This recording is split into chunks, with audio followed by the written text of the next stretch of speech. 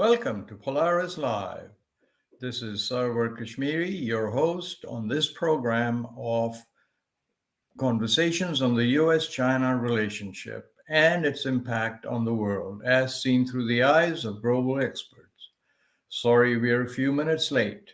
This user-supported channel is brought to you live in conjunction with the Foreign Policy Association of New York. You may ask questions using the bar on the right-hand side of the screen. The U.S. presidential elections on November 5th, 2024, are being called the most important strategic signal for the future direction of U.S. domestic and foreign policy in generations. How are countries around the world, especially China, preparing for the outcome of the election? Throughout this autumn, we will invite a select group of international opinion makers to offer their views to Polaris-Live's viewers. This is your host, Sarwar Kashmeri, and my guest today is Mr. Marc Chandler. Mr. Chandler is Managing Director and Chief Market Strategist for Bannockburn Global Forex. He has covered global capital markets for more than 30 years. A prolific writer and speaker, Chandler appears regularly in the financial media, including Financial Times, Wall Street Journal, Bloomberg, Washington Post, among many others. He's an associate professor at New York University's Center for Global Affairs and visiting professor at the Darden School of Business, University of Virginia. Welcome back, Mr. Chandler, to Polaris-Live. Good morning. Thank you very much. How are you today?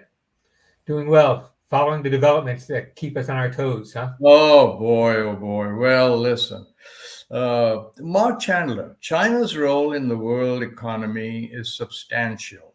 It accounts for around 10% of world trade, 18% of the world's GDP. Most experts agree that its economy is set to grow at 5%, which is a lot better than the United States. So why the gloom and doom about China's economy?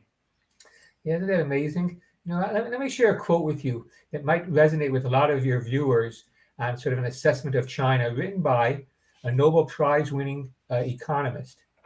He wrote, "You could say that Chinese model is about to hit its Great Wall. And the only question now is just how bad the crash will be." That was written by Paul Krugman in 2013.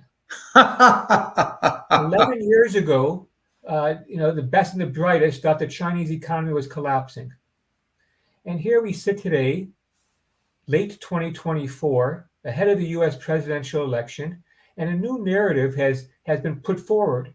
And it's that the Chinese have suppressed domestic demand and are using the excess capacity they've built at home with large subsidies to take advantage of other countries who have open borders for a freer trade with goods and services and dumping their product on the open markets. And this in turn, so the narrative goes, fosters protectionism from other countries, not just the US and Europe, but also in the global South. Well, I mean, I'm really perplexed about this whole situation of the headlines that you're talking about, because increasingly, Marc Chandler, we've seen these headlines, overcapacity and so on. But listen, before I ask my question, can you very simply, for those of us who are not economists like you, just tell us in a few lines, what the heck is this overcapacity? Yeah, it's a difficult concept because in classical economics, it couldn't exist. That is to say that most of the time, people have understood that as you produce goods, you're paying your workers wages and they'll be able to buy those goods. So theoretically, there shouldn't be a permanent surplus capacity. But the surplus capacity or overcapacity has a long history. In fact, the protagonist of my book called Political Economy of Tomorrow, a presidential fixer at the time, around the turn of the century, 1900, Charles Conant, identified that this was the key problem of the United States. in 1900, excess capacity. And his proposal, if I could be so bold about it, was to propose nothing less than a Belt Road Initiative for the United States with American characteristics. That's a large foreign direct investment building railroads and infrastructure in, at the time, developing countries, and creating markets for U.S. goods, which were being produced at a surplus here in the U.S. So I would say that overcapacity begins off over 125 years ago as a profound understanding of what ailed major industrialized economies at the time, primarily the US, but also in Europe. They called it the congestion of capital. There was too much goods, too much money, and it had to be two sources, I should say two solutions. One was to export it, and the other was to build up a US sort of social system, unemployment benefits, Social Security, and those kind of things. So overcapacity has a long history. I'd say most recently, Americans and other Westerners attributed excess capacity to what happened after the Berlin Wall fell and the Soviet Union collapsed. Hundreds of millions of workers from Europe, Central Europe, and from Asia, as China liberalized beginning in the late 70s. And that the argument, perhaps caught best by a book called Age of Oversupply by Daniel Albert in 2013, the same year that Krugman gave us that insight into the collapse of the Chinese economy. And he argued that it was really a function of too much goods, too many people, and those people that were entering the market were more likely to be savers than consumers, creating a surplus production. Marc Chandler, let me ask a question here. I mean, aren't low prices good for us Americans who are trying to stretch every dollar that we earn? Ostensibly, this is really I'd say, libertarian conservative argument against trade barriers. If foreign countries like China want to subsidize their production, that is, have taxpayers recycle their tax-paying money back to corporations in various forms, cheap money, free land or cheap land, cheap energy. If they want to use the taxpayers' money to do that, why shouldn't U.S. consumers benefit from it? The problem now, as we've seen during COVID and subsequently, that we U.S. policymakers, European policymakers are concerned that the reliance on China for manufacturing makes us very vulnerable. Why should we in the United States be dependent on China for face masks or penicillin or steel for that matter, or electric vehicles or photovoltaic cells? So the argument is that the more we rely on China, which is not a friend, but a competitor and an adversary, that we are exposing national security risks as well as risk to the overall economy by this dependence.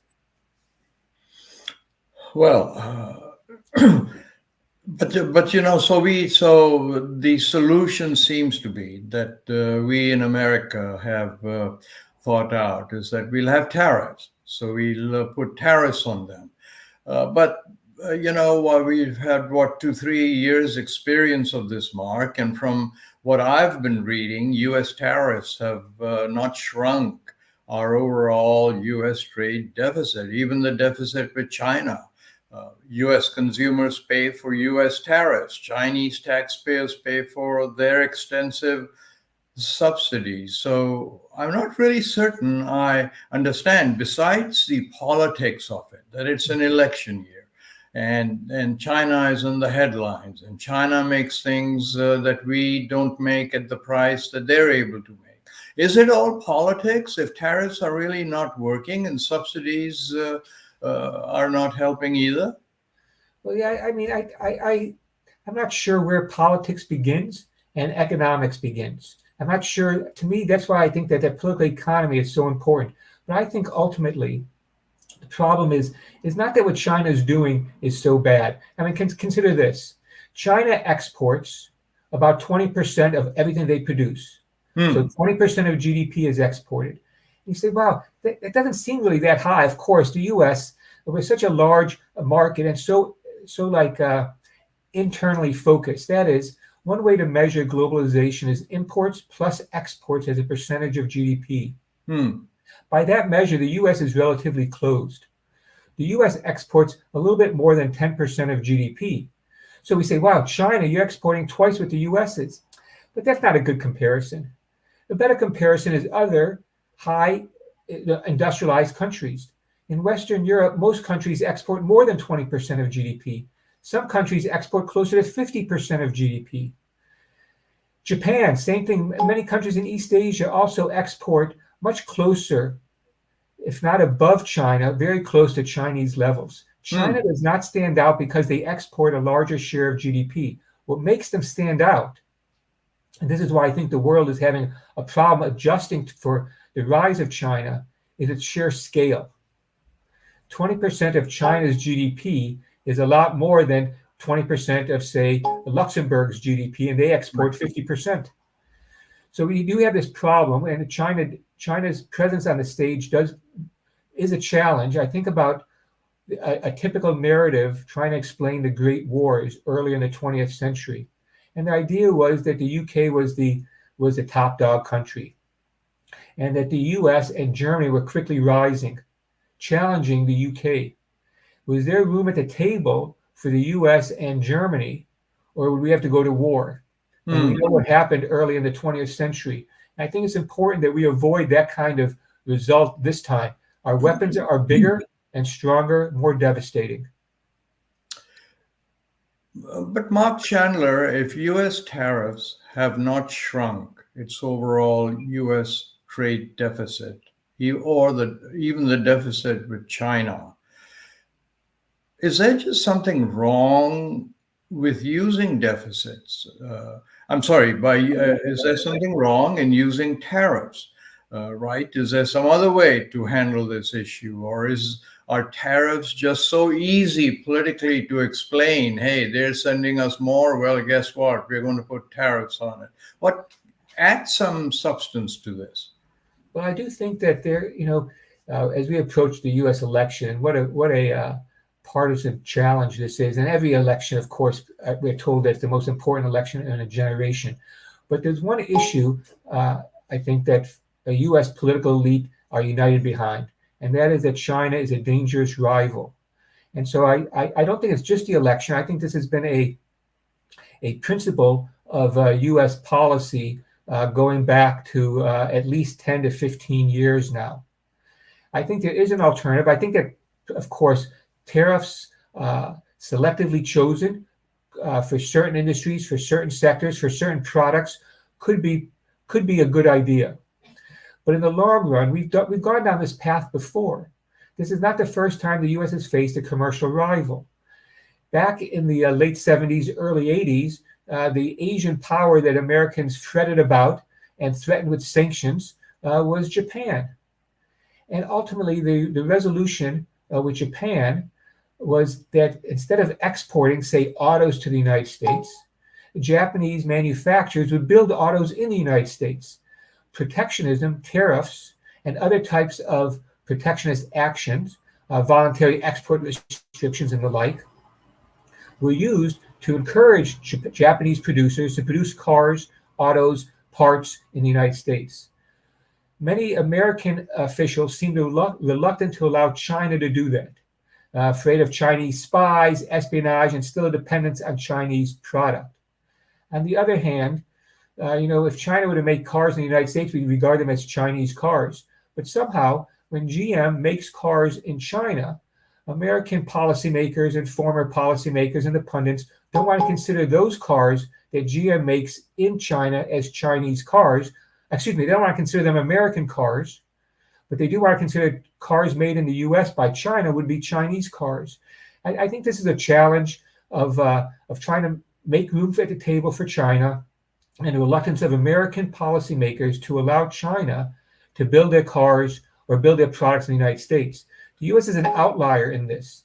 It seems quite clear that several European countries, several Asian countries, several countries in the global South are more than welcoming Chinese foreign direct investment, building plant and production in their country using their labor, though with Chinese management or Chinese owned companies producing locally.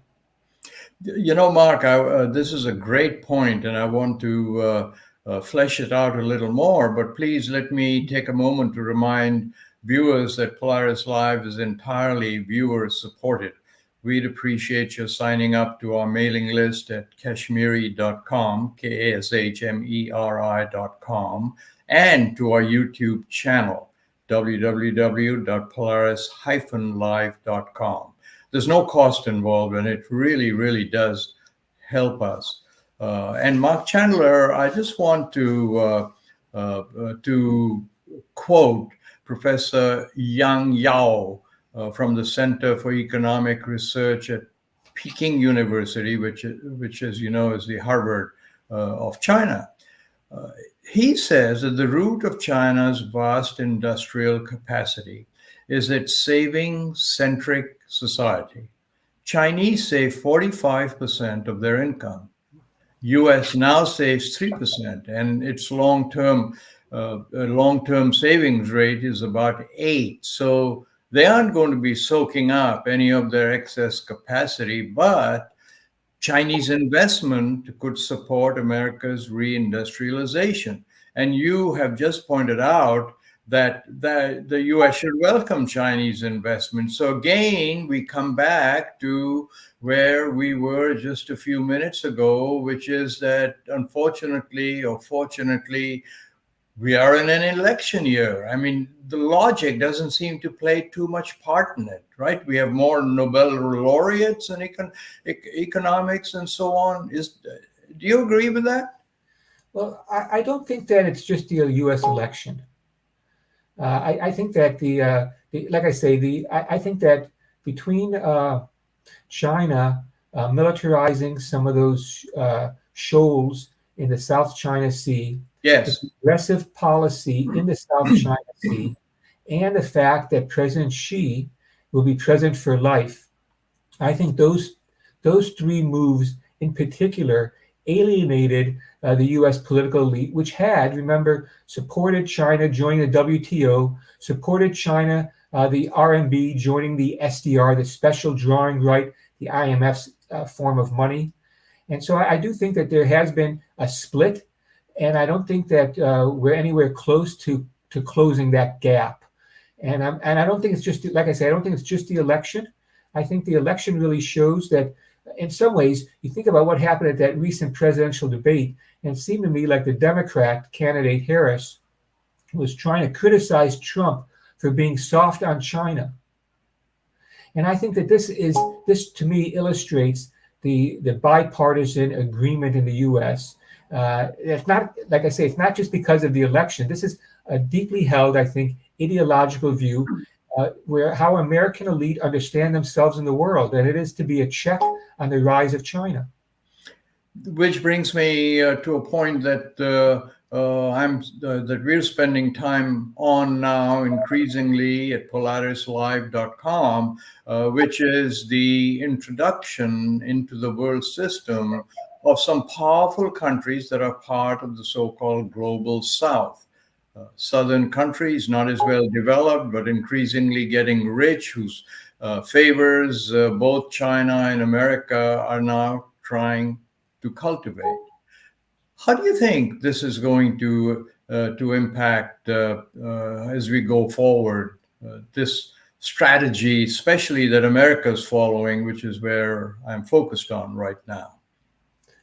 Sure, yeah. So I think that it's popular these days. I think I'm old enough to remember us calling the global South so many other names: lesser developed countries, developing countries, emerging markets. The global South, I think, is a misnomer because it makes it look like it's homogenous. And I don't think that the South, that is, countries below the equator or lesser developed countries or whatever we want to call them, are a homogenous block. Secondly, I think that it's true that many of those in this global South, like, it's sort of a bit reminiscent of what happened during the Cold War, the first Cold War. And that is, there was a non-aligned movement led by India. And this time, I think there's a larger block of non-aligned who want to play both sides. I think about the Egyptian Aswan Dam. They put out to bid during the Cold War, during the heart of the Cold War, and Russia won the bid. And so I think that playing both sides, seeing if we could get a better deal, is an effective strategy. But let me, I'm interrupting you just to make a quick point, and then I'll let you continue. And that is that we've kind of set the stage here and said, listen, it's a little more than politics, a little more than elections. This is really something deep down between China and America.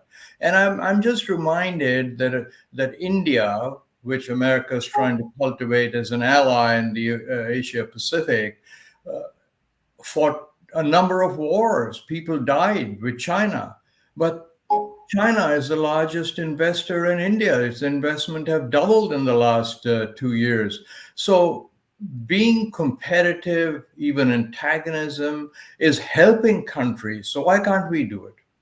So now continue on where you were. Yeah, no, I agree with you. I think that I think the U.S. does best when we think someone's about to eat our lunch. And whether it was the Soviet Union sparking the space race, whether it was Japan and their auto sector, I think that without the Japanese auto sector, the U.S. auto sector might not have been revived either.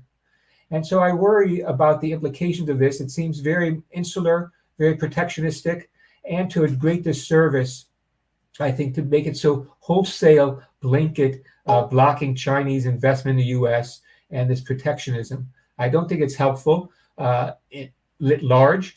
But on the other hand, I think that the global South has some attractive opportunities to play the U.S. off of China.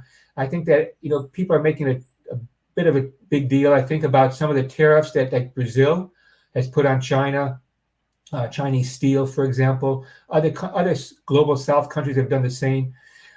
But I think this is all to encourage direct investment as opposed to exports. So I think that those tariffs are being used wisely to try to direct China from exporting into those countries to investing and building product in those countries. So I do think that there's a role to play for the global South, and I think that it's important, and I think it will help balance off the tensions between the U.S. and China. And Marc Chandler, you're one of the people that I really admire for your wide optic. I mean, you're an economist, but you don't think on strictly economic terms. You think more widely about how countries are moving against one another, history and so on. So I'm going to take this opportunity to ask you, how do you think China is strategizing to deal with the upcoming election?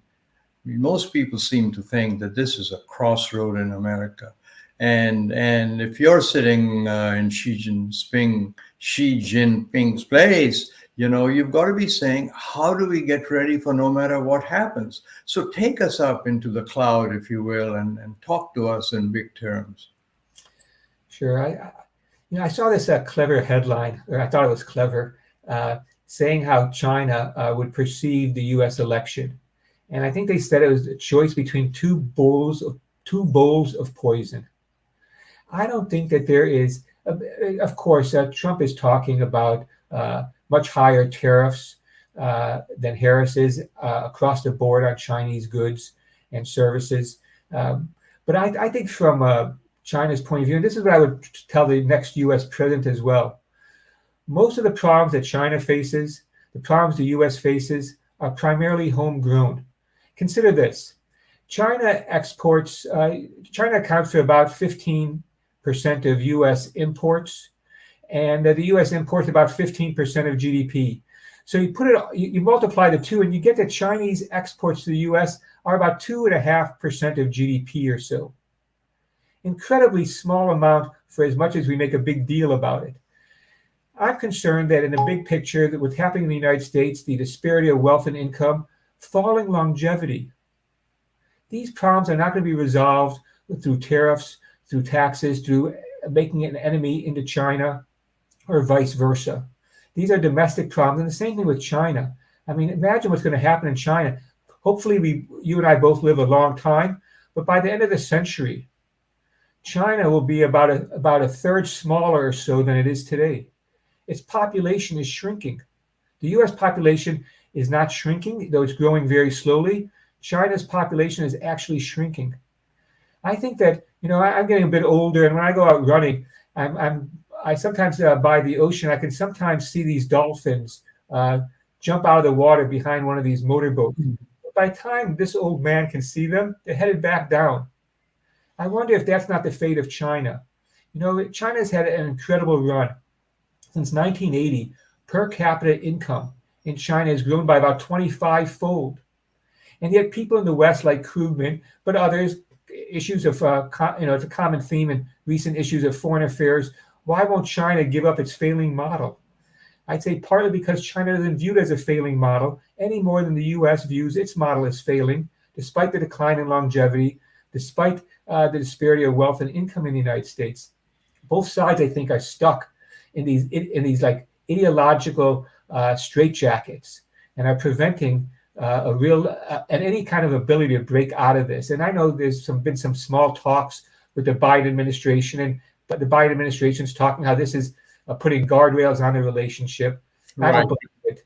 I think that the problems in the South China Sea are big. The Philippines, in particular, it's not just Taiwan. The Chinese are also very aggressive in flying by or into airspace of Japan. And this is a problem. It's not going to go away regardless of the U.S. election. But again, I think that these problems are homegrown and aren't going to be resolved by blaming the other. Now listen, Marc Chandler, I want to pick up on a point you made. Put you on the spot here a little bit, which you're very good at handling, I know from experience. There was a time when we had manual elevators in the United States, right? People used to be there and so on. And somebody calculated, I think it was an economist, that if we continued to have manual elevators, that almost the entire population of the United States in 50 years would be working on elevators. There'd be nobody left to work on anything else. So when people say China's population is dwindling, we're also seeing the rise of AI, artificial intelligence, robotics, and so on. So do you really think that falling population in China or anywhere else relates to productivity? Yeah, you're right. It might not relate directly to productivity. And I'm really struck by Japan, which has been seeing a shrinking population for many years, and yet the economy does grow slowly. I think that, of course, I spend my days like you do thinking about politics and economics. And I think that in the big picture, if we're thinking about what drives global economies, why is it that our generation in the US, Western Europe, and including in many developing countries have lived so well? We have lived so much better than our parents. I think that the unusual baby boom after World War II has something to do with it. And I think that one of the big issues going forward, non-economic, non-political issues, is what has been called the dearth of births, a shrinking population. And this is going to affect growth. It should affect our expectations of the future. Slower growth in population might mean that we can have some productivity advancements, which are pretty slow to be realized so far. I think that just the other day, European policymakers were complaining that they do not see that productivity increases the way the U.S. has post-COVID. Well, listen, Mr. Chandler, you're always an inspiring man to talk to. I want to thank you again for coming on Polaris Live. I hope you'll come back and see us soon. And I know both of us can hardly wait till the election is passed to see which expert really pops up again on the top. So thank you, Marc, very much for coming. Thank you for having me. Good luck to everybody. And I want to say thank you to our viewers from around the world. Please join us again on Polaris-Live.com as we continue to explore the impact of the U.S. presidential elections on the most consequential relationship in the world, that between the United States and China, and its impact in the world. I want to take a moment here to thank Stephanie Harrell, who left a wonderful comment Thank you for making this interesting platform available, and join us again, Stephanie, and other people from around the world in the next Polaris Live. Until then, goodbye.